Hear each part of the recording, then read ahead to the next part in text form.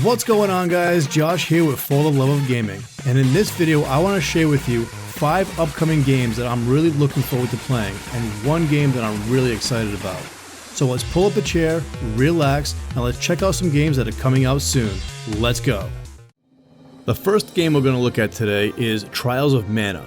Now this game has been published by Square Enix and it is a 3D remake of the Super Famicom title of the same name. Originally released in Japan in 1995, this game was a top-down style action RPG. Now while this game is still a single-player action RPG, Square Enix has completely remade the game and brought it entirely into 3D. And it looks like their hard work has paid off. This game looks absolutely amazing. This game is boasting a customizable combat system, like to be able to choose over 300 abilities and to chain your abilities together with other party members in order to maximize your combos. You can also choose between different classes, use training points to further customize your characters, and there's also a day and night cycle which allows you to use different abilities depending on the time of day. Like with many RPGs, you have a leveling system, which allows you to level up your character and earn stat points, or in this case, training points. And these points can be used in the training menu in order to unlock different abilities. The more points you put into a certain stat, the more abilities you unlock for that stat. I'm really looking forward to seeing what Square Enix did with this combat system and how in-depth it really is. And if you're like me and really enjoy playing RPGs, I would highly recommend picking this game up. And lucky for us, this game is coming out on Friday, April 24th, 2020, just a few short days away. This game is releasing on PC, PS4, and the Nintendo Switch. If you're unsure about the game and want to try it before you buy it, you can download the demo on your platform of choice. This next one's a bit of a weird one. Many of us never thought we'd see this style of game set in the Gears universe, but Gears Tactics is about to change that. Game development is being handled by Splash Damage, who also ported over the Halo Master Chief Collection onto the PC, which in my opinion they did a really good job with, so I'm glad that they are the ones handling this Gears game. Gears Tactics is a single-player, cover-based, turn-based tactics game. You can choose between different classes like Support, Vanguard, Sniper, Heavy, and Scout. And you also have 150 plus skills to unlock, so you can choose how to take care of the Locust Horde.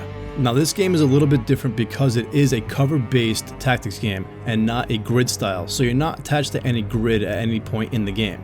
It also appears to have some open world elements as well, since you'll be able to recruit survivors and train them into gears and use them in battle.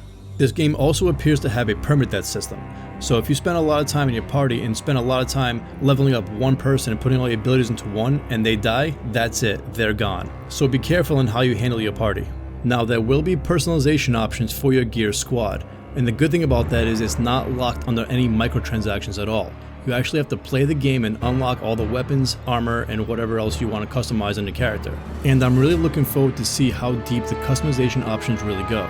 This is a prequel to the first game, so the Marcus Phoenix storyline is not here. Instead, we're going to be following the story of Gabe Diaz, the father of Kate Diaz from Gears 5. And he's on a mission with fellow Coalition of Ordered Government Sid Redburn to assassinate Ukon, who appears to be the leader of the Locust Horde. And honestly, I'm really curious to see how they tie this game in with the rest of the series. And that wait will soon be over because Gears Tactics releases on April 28th, 2020 on PC via Steam and Xbox Game Pass. Now this game I am really excited for, and this game really needs no introduction. If you were a kid growing up in the 90s and you had a Sega Genesis, then this was a must-own game and series for that console. Seriously, if you owned any of the games in this series, you were the cool kid on the block. Streets of Rage 4 is being published by Dotemu, Lizard Cube, and Guard Crush Games in association with Sega themselves. Now this game is a beat-em-up arcade style game, where all you're doing is going to the right, beating up the bad guys, and going to the right some more. Getting to the end of the level, going to the next level, fighting a boss, and just keep on going. For the first time ever in the Streets of Rage series, this game is going to have 4-player couch co-op and 4-player online co-op. It's also going to have a versus mode and a team mode, and you'll be able to choose up to 8 different battle arenas and choose between 16-bit and modern visuals. This game takes place 10 years after Streets of Rage 3, and you're going to find some familiar faces here. Axel Stone, Blaze Fielding, and Adam Hunter all return reprising their roles in this game. We also have a few new additions, and Cherry Hunter being one of them. She is Adam Hunter's daughter, uses a guitar as a weapon, hits multiple enemies through aerial combat, and her special looks like it's going to be a power chord screen clear. We also have Floyd Araya, who kinda reminds me of Jax from Mortal Kombat, but that's for another video. His moves are a long reach grab, an electrocution move, a 2-enemy smash, a throw, and an arm cannon special. Now personally, I can't think of anything more metal than the addition of these two characters. Now we cannot talk about Streets of Rage without talking about the music. This music sounds amazing, and Yuzo Koshiro himself had his hands in this music, so suffice it to say, you know it's going to be done right. This game will be digital download only, but Limited Run Games is doing a limited physical release for the PlayStation 4 and Nintendo Switch versions, which will be available as both a standard edition with reversible box art and a classic edition with a steelbook case and a Genesis style clamshell case. I'll put the links in the description below so you guys can go check it out. Even if you haven't played any of the other Streets of Rage games in the series, I implore you to check this game out, especially if you're a fan of beat 'em up style games. Streets of Rage 4 will be released on April 30th for PC, PS4, Xbox One, and Nintendo Switch. The next one up really needs no introduction as well. This game was originally released on the Nintendo Wii back in 2012 in North America, and then it was ported over to the 3DS back in 2015. And now in 2020, we are getting Xenoblade Chronicles Definitive Edition, being developed by Monolith Soft and published by Nintendo. This game is going to be a complete overhaul of the original game. It's not a simple port, but rather a remake. But the story is pretty much staying the same. Nintendo's not really changing anything or changing the formula of this game. The story goes, the people of Bionis are in a perpetual war with a Mechon machine race of Mechonis. And there is this sword, the Minato sword, which no one can wield because of its special powers that it houses that nobody can control.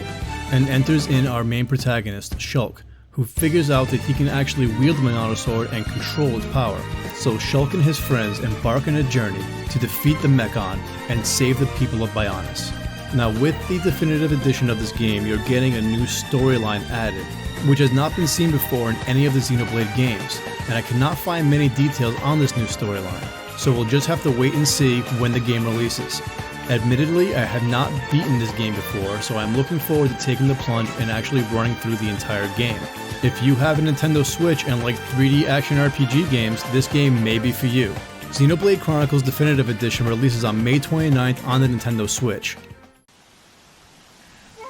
The last game we're going to talk about today is Ghost of Tsushima, which is being developed by Sucker Punch Productions, who is better known for the Infamous series, and being published by Sony Interactive.